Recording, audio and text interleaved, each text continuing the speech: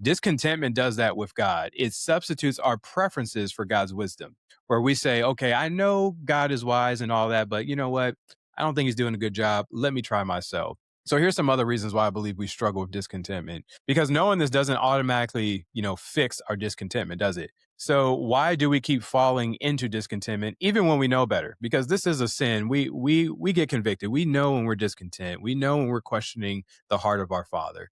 Well, here's a few reasons I think we succumb to this subtle sin. Number one, we compare. We look at what God has given others and we quietly to ourselves measure his goodness by that standard. What I mean is we look at other people's lives, whether that's, y'all jumping on the gram or Facebook, and we see everyone sharing edited highlight reels of their lives and we think, oh my goodness, like look how God's blessing their family and look at what they get to do and all these other things. And as we're looking at that silently, we are judging God in our hearts at times thinking, well, why isn't God blessing me that way? Why hasn't God given me that opportunity? Well, I'm certainly more faithful than that person. Why on earth would God give them that type of blessing and not myself?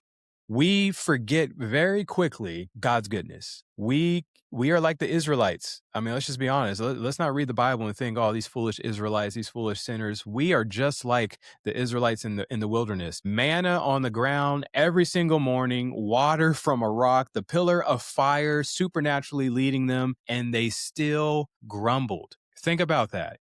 They were provided for through miraculous means, and they still grumble. And we shake our heads at them. We think, man, if I was in their shoes, there's no way I would do that. No, we would do exactly the same. The enemy exploits our God-given desire for more and twist it into ingratitude and sin. Now, let me give an antidote here because we got to think about like what's the way out. If we struggle with this, if it's gaining a foothold into our souls, how do I gain traction in the positive trajectory?